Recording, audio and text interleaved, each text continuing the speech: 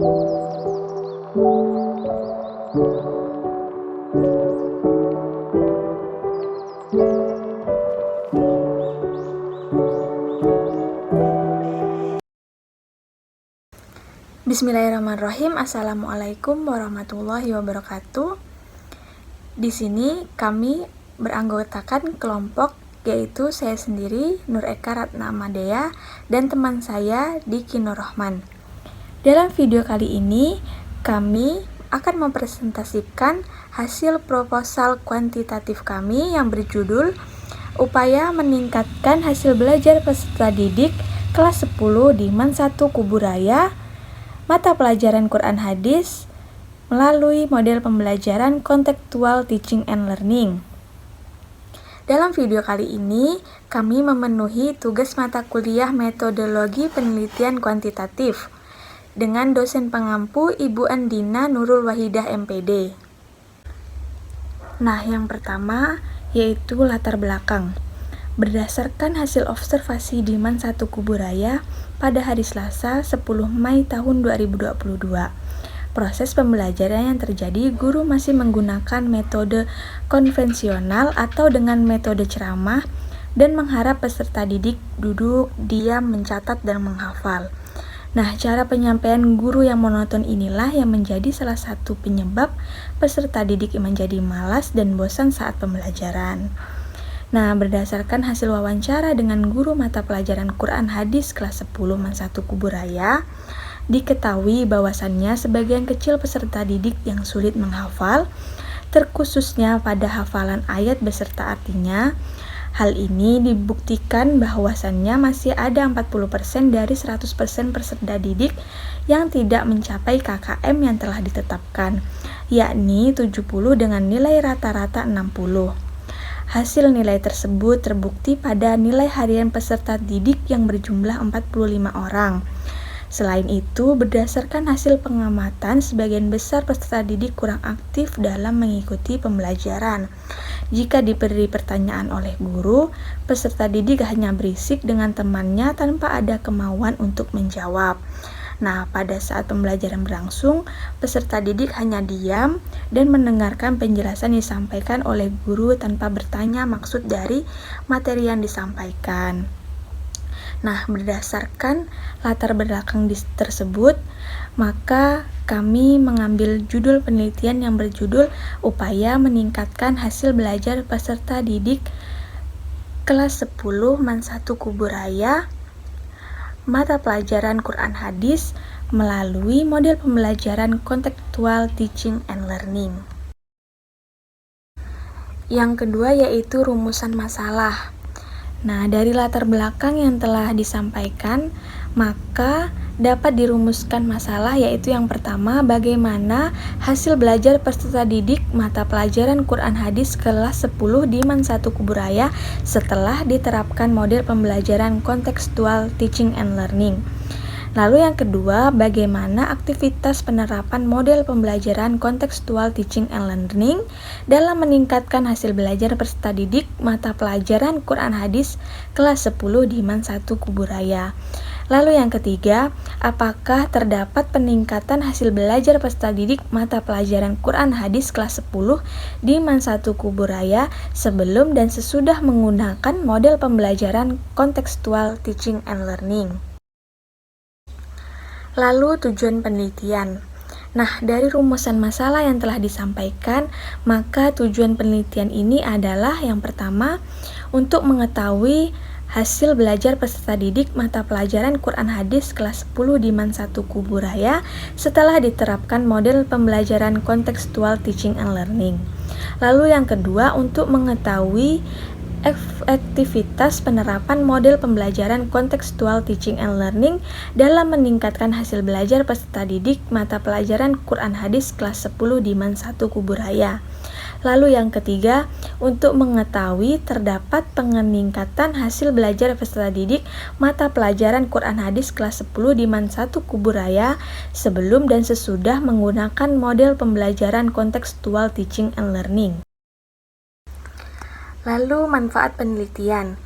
Nah, di sini manfaat penelitian ini yaitu ada dua, manfaat teoritis dan manfaat praktis. Nah, manfaat teoritis, penelitian ini diharapkan dapat memberikan masukan dalam mengembangkan ilmu pengetahuan, khususnya yang berhubungan dengan peningkatan hasil belajar pembelajaran Quran Hadis menggunakan model pembelajaran contextual teaching and learning. Lalu untuk manfaat praktisnya yaitu ada manfaat bagi guru, manfaat bagi peserta didik, manfaat bagi sekolah, manfaat bagi peneliti, dan manfaat bagi pembaca. Baik, di sini saya melanjutkan materi dari sebelumnya, yaitu F. Kajian teori. Nah, setelah kita mengetahui materi mengenai manfaat penelitian, maka kita lanjut ke kajian teori. Dalam kajian teori ini dibagi menjadi 3. Yang pertama yaitu model pembelajaran contextual teaching and learning. Yang kedua yaitu hasil belajar. Yang ketiga yaitu mata pelajaran Al-Quran Hadis. Nah, kita masuk yang pertama yaitu model pembelajaran contextual teaching and learning. Dalam hal ini dibagi menjadi 5. Yang pertama yaitu model pembelajaran. Menurut Trianto, tahun 2014, halaman 23, model merupakan suatu objek atau konsep yang digunakan untuk mempresentasikan suatu hal. B. Pengertian media CTL. Menurut Sukawati DKK, tahun 2014, halaman 3, Contextual Teaching and Learning merupakan suasana pembelajaran yang berlangsung secara terbuka dan demokratis antara pendidikan dengan peserta didik dan peserta didik dengan peserta didik, sehingga lebih memungkinkan pengembangan nilai, sikap, moral, dan keterampilan peserta didik. C. Karakteristik pembelajaran contextual teaching and learning. Menurut Wina Sunjaya, tahun 2014, halaman 254, dalam pembelajaran kontekstual terdapat 5 karakteristik penting. D. Langkah-langkah pembelajaran contextual teaching and learning. Secara garis besar, langkah-langkah harus ditempuh dalam pembelajaran kontekstual adalah sebagai berikut. Yang pertama yaitu kegiatan awal, yang kedua kegiatan inti, yang terakhir kegiatan akhir. E. Kelebihan dan kelemahan pembelajaran kontekstual teaching and learning. Pembahasan yang kedua yaitu hasil belajar, yang dalam hal ini dibagi menjadi 3. Yang pertama yaitu pengertian hasil belajar. Menurut Nawawi, dalam Putri tahun 2019 halaman 30 menyatakan bahwa hasil belajar dapat diartikan suatu tingkat keberhasilan peserta didik dalam mempelajari mata pelajaran di sekolah yang dinyatakan dalam skor yang diperoleh dari hasil tes mengenal sejumlah materi pembelajaran tertentu. B. Faktor-faktor yang mempengaruhi hasil belajar. C. Kriteria hasil belajar. Pembahasan terakhir yaitu mata pembelajaran Al-Quran Hadis. Dalam hal ini dibagi menjadi 4. Yang pertama yaitu pengertian Quran Hadis. Quran Hadis adalah salah satu dari bagian mata pembelajaran pendidikan agama Islam yang digunakan untuk mengarahkan pemahaman dan penghayatan isi yang kandungan dalam Al-Quran Hadis yang diharapkan dapat diwujudkan dalam kehidupan sehari-hari dalam perilaku yang memancarkan iman dan takwa kepada Allah sesuai dalam ketentuan Al-Quran dan Hadis. Yang selanjutnya tujuan mata pelajaran Quran Hadis, lalu ruang lingkup mata pembelajaran Quran Hadis, yang terakhir yaitu model pembelajaran Al-Quran Hadis. Lalu yang G, kajian penelitian terdahulu. Penelitian terdahulu yang sealur ataupun yang relevan dengan penelitian ini adalah sebagai berikut. Yang pertama yaitu penelitian yang dilakukan oleh Putri Wulandari pada tahun 2018 yang berjudul Pengaruh Model Pembelajaran Kontekstual Teaching and Learning terhadap hasil belajar peserta didik mata pelajaran Akidah Akhlak kelas 5-8 Bandar Lampung tahun ajaran 2017-2018. Penelitian relevan yang kedua yaitu penelitian yang dilakukan oleh Kasmawati pada tahun 2017 dengan judul Pengaruh Model Pembelajaran Kontekstual Teaching and Learning terhadap hasil belajar peserta didik kelas 10 MAN 1 Makassar. Penelitian relevan yang terakhir yaitu penelitian yang dilakukan oleh Oki Prayogi pada tahun 2018 yang judul Pengaruh Kontekstual Teaching and Learning terhadap hasil belajar PKN. Lalu H. Metode penelitian. Nah, setelah kita membahas mengenai penelitian yang relevan, kita lanjut membahas mengenai metode penelitian. Dari metode ini yaitu yang pertama kita membahas mengenai pendekatan dan jenis penelitian. Pendekatan penelitian yang dilakukan oleh penelitian ini adalah menggunakan pendekatan kuantitatif. Lalu jenis penelitian yang dilakukan oleh penelitian ini adalah penelitian tindakan kelas, disingkat dengan PTK. Lalu ada juga yang B, tempat dan waktu penelitian.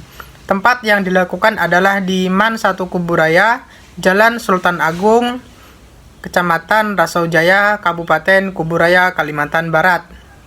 Lalu, waktu yang dilakukan oleh penelitian ini yaitu antara bulan Februari tahun 2022 sampai Agustus tahun 2022. Lalu, D. Populasi dan sampel penelitian. Dalam penelitian ini menggunakan populasi berjumlah 45 peserta didik yang terdapat di MAN 1 Kuburaya kelas 10. Lalu sampel penelitian ini menggunakan total sampling di siswa kelas 10 MAN 1 Kuburaya. Lalu yang E, teknik pengumpulan data dan instrumen pengumpulan data. Dalam teknik pengumpulan data penelitian ini menggunakan tes, angket, dokumentasi, dan wawancara. Begitu pula dengan instrumen pengumpulan data yaitu menggunakan soal tes esai, menggunakan angket, serta dokumentasi. Yang terakhir yaitu pedoman wawancara. Lanjut mengenai teknik analisis data. Dalam penelitian ini menggunakan teknik analisis data deskriptif kuantitatif. Sekian dari kelompok kami, kurang lebihnya mohon maaf. Kami ucapkan terima kasih. Wassalamualaikum warahmatullahi wabarakatuh.